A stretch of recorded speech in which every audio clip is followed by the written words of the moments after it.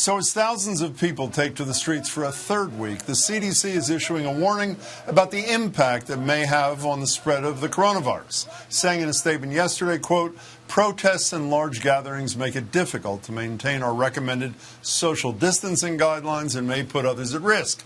And it's too early to know what, if any, effects these events will have on the federal COVID-19 response. The warning comes as we in Massachusetts are now into phase 2 of the state's reopening plan. As of this morning, retailers are allowed to open for in-store shopping. Restaurants can offer outdoor dining.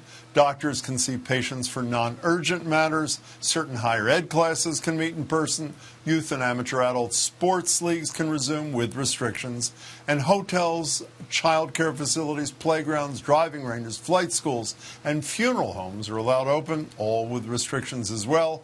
I'm joined now by Dr. Ashish Jha, director of the Harvard Global Health Institute. Doctor, it's good to see you again. Thanks for being here. Thanks for having me on, John.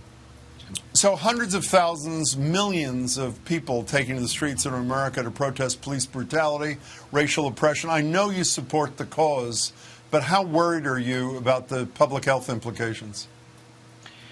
So, Jim, I am worried. Obviously, I do support what people are feeling and the need for people to be heard. But obviously, hundreds of thousands of people packed in together makes me nervous. Now, there are a few things that help. The fact that it's outside, I think, is helpful. Yeah. The fact that people are largely wearing masks is helpful, though everybody should be wearing masks.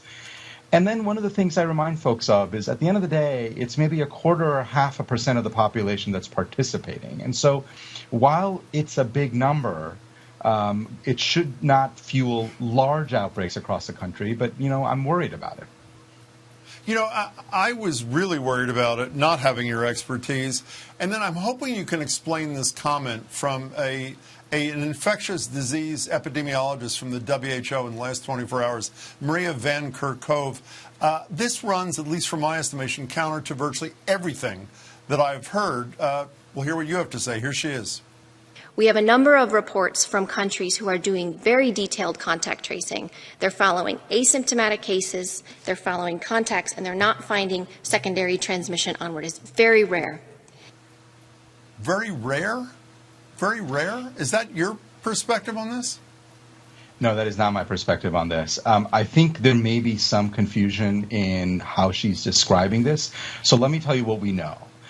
We believe best data out there, and look, if WHO has better data, they should share it with us. But the best data out there says 40 to 60% of infections happen from people when they are asymptomatic. Right. So it's not rare at all.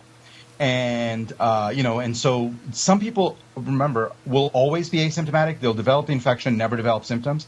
A lot of people are what I call pre-symptomatic, what we call pre-symptomatic. They will pass the infection on when they don't have symptoms, but later go on to develop symptoms. So maybe she's making a distinction between asymptomatic, pre-symptomatic. I don't exactly know. I think we need more clarification from WHO. So can we go to another bad news, good news combination locally? The good news for people who are ready to break out or go crazy, and for businesses that have been suffering, is phase 2 of reopening started today. The bad news is a lot of people think that the testing and tracing standards that people like you in particular have set have not been met. Are you comfortable with where we are in Massachusetts on testing and tracing as we enter phase 2? Yeah, Jim, I wish we had more testing than we have. I do understand that, look, while we are entering phase 2, it's not like we're going back to the old days, right? Even all those openings have restrictions. And as long as the governor is committed, as long as the state is committed to continue to ramp up testing over the upcoming weeks and months, I think it's probably okay. Do I wish we had more testing capacity than we do? Would I feel better? Absolutely. I think people are making a judgment call, and I just wish we had more testing and tracing capacity than we do. You're quoted in the Globe editorial yesterday saying something, and I'm paraphrasing it. If there's one state that should be able to get to a testing level so that we don't have to have these worries, again, you didn't say those exact words, but that's the gist of it, it's us. And we're still testing at one of the highest levels in the country. What does that say about the lower 49, Doctor? Yeah, so, look, if we want to be really, if we want to make our economy safe, if we really want to open up in a way that lets people feel confident about going about their day business, we need a lot more testing than we have in Massachusetts. And as you said, Jim, we're one of the best in the country on this. This is why we need a real national strategy. We're not going to get one. So what I have argued is if Massachusetts can really be an example, a beacon, we've done this in other areas of healthcare, and if we can do that here, then I think other states are going to want to follow, and they're going to put pressure on the federal government to get its act together and help them out. But we've got to set the path. Do you feel any better about the role the federal government is playing in all this since I last spoke with you? Can I say I'm feeling worse? You may. I am. You know, we had a testing czar. It wasn't super effective, but it was helpful, and we did make improvements.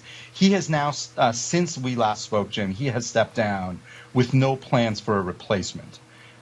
It's really baffling to me why the federal government has decided that they're not going to engage and help states get through this pandemic. It's puzzling. Well, also, if you see Dr. Redfield or Dr. Birx or Dr. Fauci somewhere, please let me know, because I've been looking for him unsuccessfully as well. Also, you know, Doctor, if we can close with, I'm hoping you can tell me how I should feel, and I'll tell you what I mean by that. I wake up and I see that there are no active cases in New Zealand, obviously cause for celebration. And 2 hours later, I hear the WHO say yesterday was the single biggest day for new coronavirus cases in the world. Where are we internationally? Where are we on a global stage with COVID-19? Yeah. So in terms of the entire pandemic, we're still, I hate to say it, but we're still in the early days. We have many more days ahead of us than behind us in terms of this pandemic. And what we have is large parts of the world really seeing a massive acceleration. Brazil, Russia, India, other parts of Latin America. The problem here is we also have the United States, which is just kind of blundering along and with mediocre response, inadequate suppression of the virus. We should be setting an example for how to manage this disease, and instead we aren't, and we're really, I think, laggards certainly among the high-income countries. We're not really an example for anybody for how to do this right. So now I do know how to feel. Doctor, as always, thank you so much for your time. I appreciate it. Jim, I'm sorry to give you the bad news, but I appreciate you having me on. I appreciate your being on. Thank you, Doctor.